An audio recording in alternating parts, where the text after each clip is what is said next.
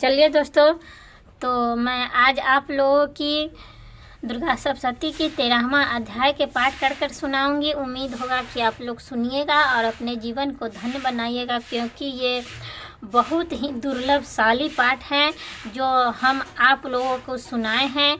उम्मीद होगा कि इस पाठ को आप सुनिएगा और समझिएगा और करिएगा भी। अगर नहीं कर सकते हैं तो आप कहीं काम कर रहे हैं, उस समय इस पाठ को चला कर रख दीजिए तो भी उतना ही लाभ मिलेगा जितना आप करते हैं। तो चलिए बिना समय गंवाए हुए मैं 13वां अध्याय की पाठ करके सुनाती हूँ। सूरत अरबैस की देवी का ध्यान का वरदान। जो उदय काल के सूर्य मंडल की सी कांति धारण करने वाली, जिनके 4 भुजाएं और 3 नेत्र हैं, तथा जो अपने हाथ में पास अंकुश एवं अभय की मुद्रा धारण किए रहती है, उन देवी का मैं ध्यान करती हूँ। ऋषि कहते हैं, राजन, इस प्रकार मैंने तुमसे देवी का उत्तम महात्व का वर्णन किया। जो इस जगत को धारण करती है, उन देवी का ऐसा ही प्रभाव है। वे विद्या ज्ञान उत्पन्न करती हैं। भगवान विष्णु के माया स्वरूप उन भगवती के द्वारा ही तुम ये वैश्य का तथा अन्याय विवेक की उन मोहित होते हैं, मोहित हुए हैं तथा आगे भी मोहित होंगे। महाराज, तुम उनकी परमेश्वरी के शरण में जाओ। अपराध आराधना करने पर वे ही मनुष्य का भोग, स्वर्ग और मोक्ष प्रदान करती हैं।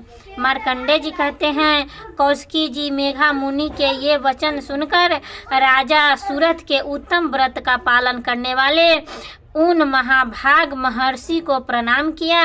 वे अत्यंत ममता और राज प्रहरण से बहुत क्षिद्र हो चुके थे। महामुनि इसलिए विरक्त होकर वे राजा तथा वैश्य तत्काल तपस्याओं को चले गए और वे जगदम्बा के दर्शन के लिए नंदी के तट पर रहकर तपस्या करने लगे। वे वैश्य उत्तम देवी सूक्त का जप करते हुए तपस्या में प्रवृत्त हुए। वे दोनों नंदी के तट पर देवी का मिट्टी की मूर्ति बनाकर पुष्प, धूप और हवन आदि द्वारा उनकी आराधना करने लगे। उन्होंने पहले 2 आहार की धीरे धीरे कम किया, फिर वह बिल्कुल निराहार रहकर देवी में ही मन लगाए एकाग्रता पूर्वक उनका चिंतन आरंभ किया। वे दोनों अपने शरीर के रक्त से प्रोक्षित बल देते हुए लगातार 3 वर्ष तक स्वयं पूर्वक आराधना करते रहे। इस पर प्रसन्न होकर जगत को धारण करने वाली चंडिका देवी ने प्रत्यक्ष दर्शन देकर कहा। देवी बोली, राजन तथा अपने कुल को आनंदित करने वाले वैश्य, तुम लोग जिस वस्तु की अभिलाषा रखते हो वह मुझसे मांगो, मैं संतुष्ट हूँ। अतः तुम्हें वह सब कुछ दूंगी।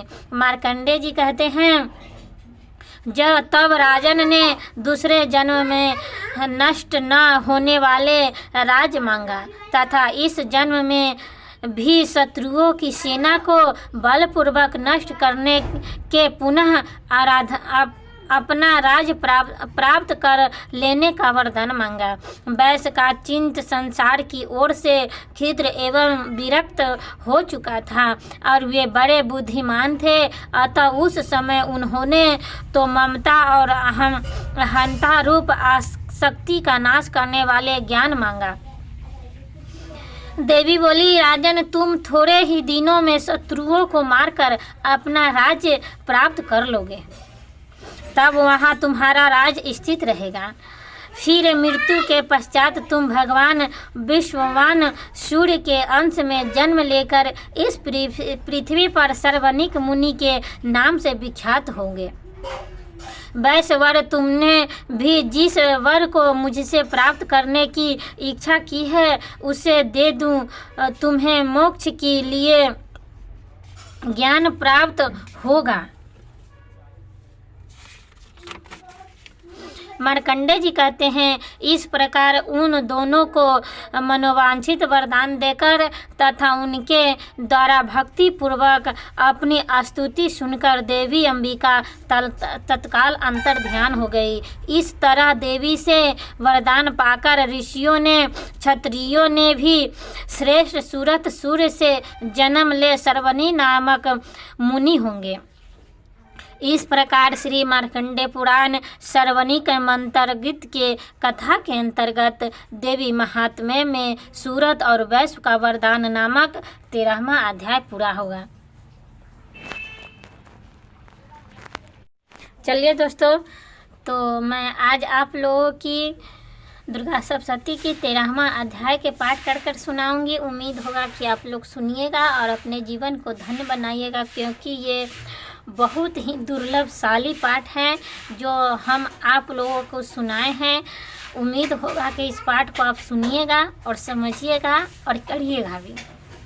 अगर नहीं कर सकते हैं तो आप कहीं काम कर रहे हैं उस समय इस पाठ को चला कर रख दीजिए तो भी उतना ही लाभ मिलेगा जितना आप करते हैं।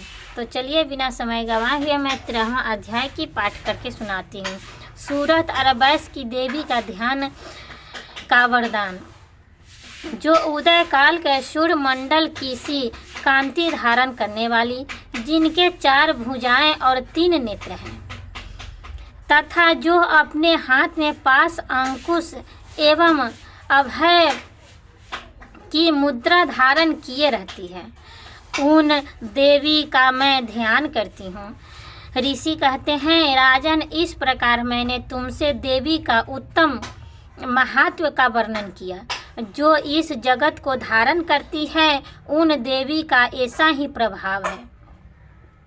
वे विद्या ज्ञान उत्पन्न करती हैं। भगवान विष्णु के माया स्वरूप उन भगवती के द्वारा ही तुम ये वैश्य का तथा अन्याय विवेक की उन मोहित होते हैं, मोहित हुए हैं तथा आगे भी मोहित होंगे।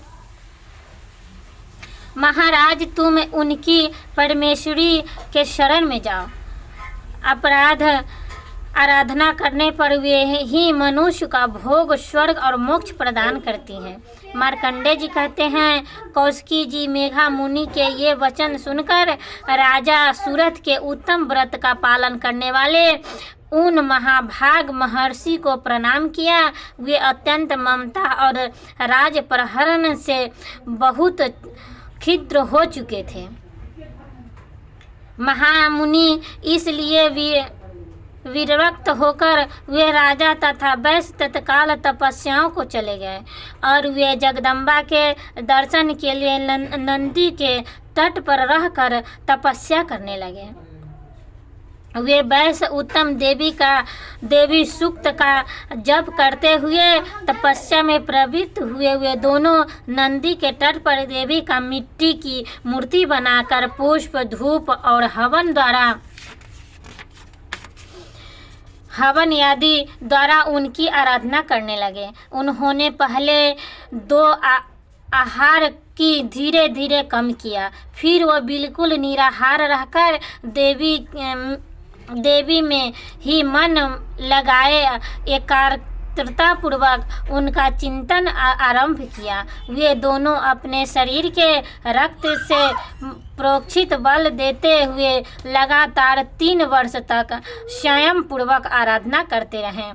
इस पर प्रसन्न होकर जगत को धारण करने वाली चंडिका देवी ने प्रत्यक्ष दर्शन देकर कहा।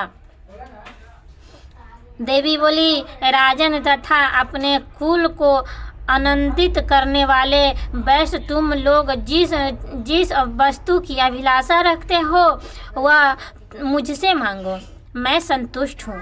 अतः तुम्हें वह सब कुछ दूंगी। मार्कंडेय जी कहते हैं, जब तब राजन ने दूसरे जन्म में नष्ट न होने वाले राज मांगा तथा इस जन्म में भी शत्रुओं की सेना को बलपूर्वक नष्ट करने के पुनः अपना राज प्राप्त कर लेने का वरदान मांगा। वैश्य का चिंत संसार की ओर से क्षुद्र एवं विरक्त हो चुका था और वे बड़े बुद्धिमान थे, अतः उस समय उन्होंने तो ममता और अहंता रूप आसक्ति का नाश करने वाले ज्ञान मांगा। देवी बोली, राजन, तुम थोड़े ही दिनों में शत्रुओं को मारकर अपना राज्य प्राप्त कर लोगे, तब वहाँ तुम्हारा राज स्थित रहेगा। फिर मृत्यु के पश्चात तुम भगवान विश्ववान सूर्य के अंश में जन्म लेकर इस पृथ्वी पर सर्वनिक मुनि के नाम से विख्यात होंगे। वैश्य वर, तुमने भी जिस वर को मुझसे प्राप्त करने की इच्छा की है उसे दे दूं, तुम्हें मोक्ष के लिए ज्ञान प्राप्त होगा। मार्कंडेय जी कहते हैं, इस प्रकार उन दोनों को मनोवांछित वरदान देकर तथा उनके द्वारा भक्ति पूर्वक अपनी स्तुति सुनकर देवी अंबिका तत्काल अंतर ध्यान हो गई। इस तरह देवी से वरदान पाकर ऋषियों ने, क्षत्रियों ने भी श्रेष्ठ सूरत सूर्य से जन्म ले सर्वनी नामक मुनि होंगे। इस प्रकार श्री मार्कंडेय पुराण सर्वनिक मंत्रगीत के कथा के अंतर्गत देवी महात्म्य में सूरत और वैश्य का वरदान नामक 13वां अध्याय पूरा होगा।